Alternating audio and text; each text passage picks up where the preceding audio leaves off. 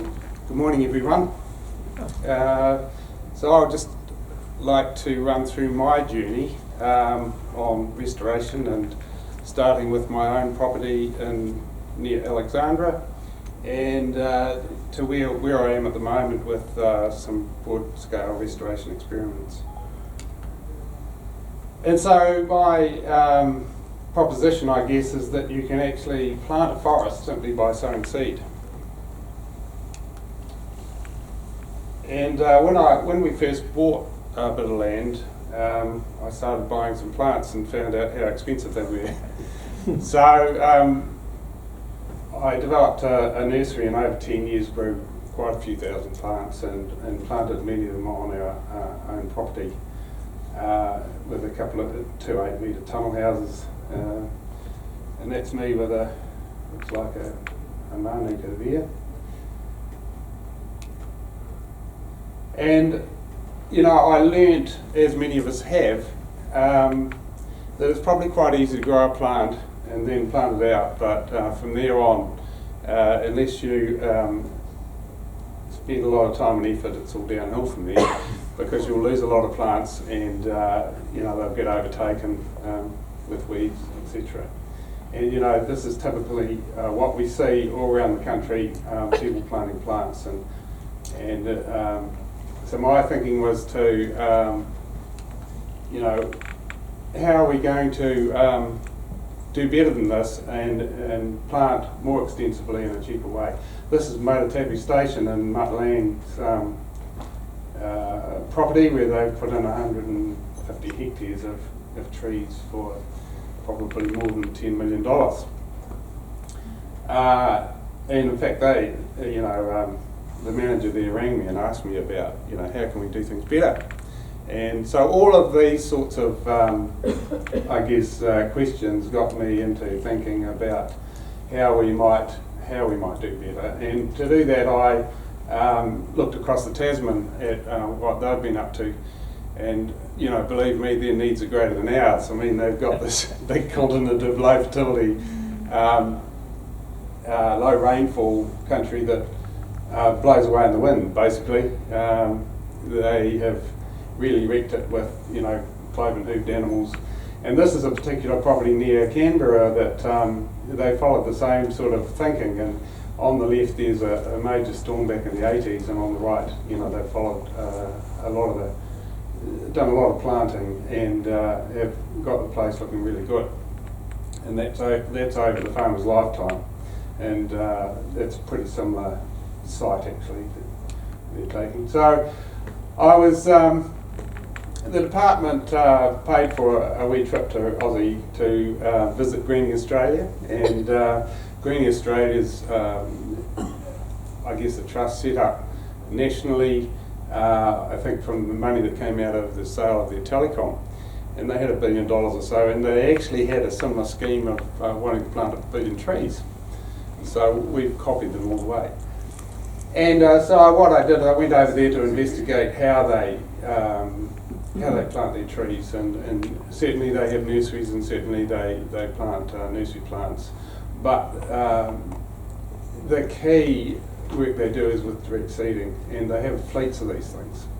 They tow behind a 4-wheel drive.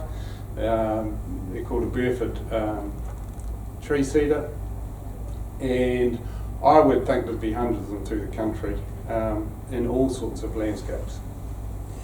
And so I got pretty excited with this, and thought, well, we might try one of these in New Zealand. And so I came back and told the fleet manager we needed another half Hilux. And in due course, we got one manufactured and sent out to New Zealand for about 30 grand, which is pretty cheap, really. And I now have embarked on, over the last 2 years, trialling right throughout the South Island, well, from Canterbury down. And the beauty of these things is that they tow behind a Hilux, and that's one of the reasons that they're just a single tine. And they have 2 seed boxes, fine seed and coarse seed, and the fine seed sows on top of the ground. So I've had a couple of years of playing with this now, collecting seed, collected many kilos of seed. We've bought some commercially as well, or our partners have. That's a coarse seed ready to go into a box, probably with a bit of vermiculite as needed. And these are my sowing sites. So we've got Whittaker farming site there at Elwell Forest, north of the Whittaker River. Mount Alfred Station, the headwaters of Ashburton River. Alexandra, I've got 3 sites there on conservation land. Where are we? Motatapu Station. Tiana, I've got a lot of sites, mainly on land court farming and along the Waiau wetlands. So that's actually Rakatu wetland there, Waiau mouth there. Waituna Lagoon, and one farm in central Southland. So there's about 18 sites there, and I've added last week another 4 sites. This is Mararoa Farm, different spray regimes actually, and this is on monitoring our seedling germination. So we've looked at different sowing times. We've looked at different sowing methods. We've basically followed the Australian recipe, if you like, to see how that works for New Zealand seeds. One thing we didn't want to do, we didn't want to test an unproven drill, and the reason for that is we don't want to test the seed sowing methodology. We just wanted to test our seeds. We wanted to learn about how they went through a drill and how they germinated, and all of those parameters, what time of year you might want to sow them, all the parameters that you might in a practical sense want to know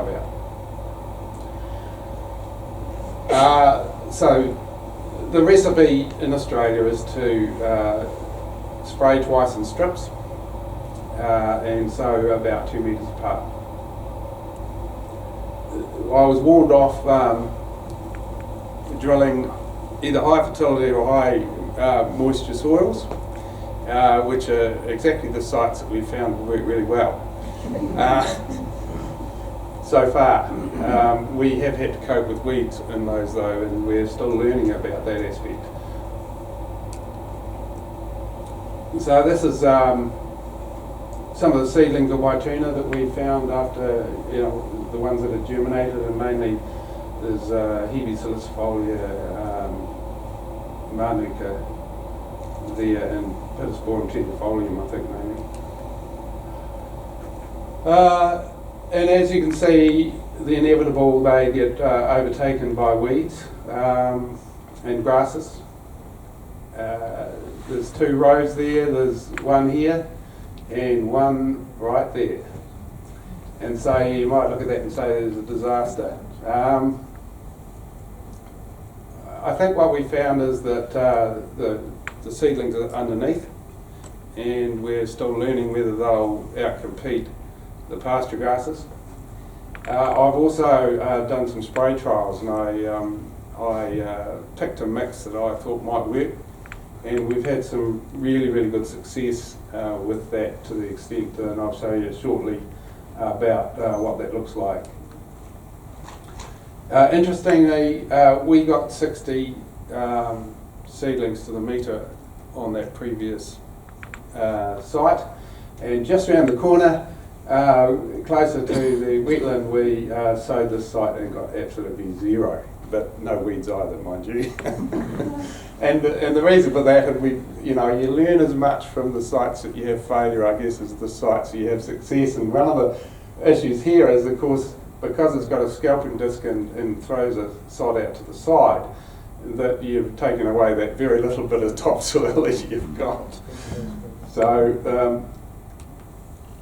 what I thought I'd do is show you our early monitoring data for our sites. And what I've done is I've I've talked about, I've put them in, ranked them as fail, fear and good.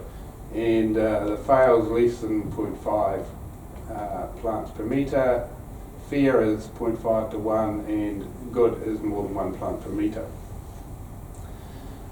And I've tried to keep this simple, but so we've got, and half the story is telling, working out why it failed, why our site failed. And so with Mount Alfred, it was a stony, shallow soil, and I wasn't really very happy with the seed. We had someone collect it that I'm not sure that knew exactly what they were doing, so we won't do that again. I'm back in Mount Alfred in the next couple of weeks. We've got a better site. We're going to have another go. Motutapu, we've got a major trial that I'll be involved with there shortly. The first site the sheep got in. And you know, if you put a line down the middle of a paddock, guess where the sheep go? It's a nice track for the sheep, just completely ruined it. The second one is that I was very worried about the hares. And basically when we went and had a look, even though we, I'll just add, we've backed up all our seeds with sowing in the nursery, so we know what the viability looks like, and we know what we should be seeing in the field. And in actual fact, for a start, we saw exactly what we saw in the field was pretty much the same as what we saw in the nursery. So we know that, in fact, the Motutapu seed was good. We know that we should have had good germination. This one here was a lot of hares, and I had anticipated that they would be dealt with, but they weren't. And we've got some exclosures over parts of our sowing at the moment, so whether that's made a difference, we'll wait and see. Whittaker was a high fertility farm, poor preparation, zero result, overtaken by grass completely. Flat top hill out of Alexandra, very dry site, the driest reserve in New Zealand, about 350 millimetres of rain. We're still getting, the two sites are sowed 3 plants per metre and 5.2 plants per metre for the two sites. Eldinger, another similar rainfall, a very dry site. All the low, poor soils of the drylands, low organic matter, but we've still got 3.7 plants to the metre. And I might add that with those dry sites, it's really similar to Australia in some ways, in that we're not getting the competition. Now, the Landcorp sites have proved really good, and they run from 1.66 to 7.26 plants per metre. Again, many of them have been overtaken by grass, but we have done some herbicide trials on those, and interestingly now I've gone back and remonitored. So our sprayed row went from 2.2 plants per metre. This is the average over the whole site, the 2.8. So 2.2 plants per metre, 7.6, so they must have still been germinating. And very little weed competition. And again, on freestone, it's gone from 3.4 to the metre to 2.6. So we're still happy with it. I mean, anything greater than metre, 1 plant per metre that we end up with as a final shrub or tree, I'm comfortable with.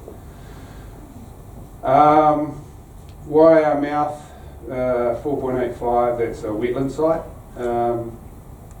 In Whittaker, our first site was 60 plants to the metre. We must have sown a bit many seeds there, I think. And so that was autumn sowing, and spring sowing is 8.9. To look at them now, you might consider there might not be anything there. I'm going out this afternoon actually and respraying some more sites to see whether that makes a difference. And I mean, at the end of the day, the proof will be in, in 5 years' time, or whatever, how many succeed through and beat the competition, and that's going to be the big test. Yeah, so that was again a Whittaker, and you just look at the seedlings, they're just oodles of far too many. So that's my proposition, that you could sow a native forest simply by sowing seed. Thank you very much.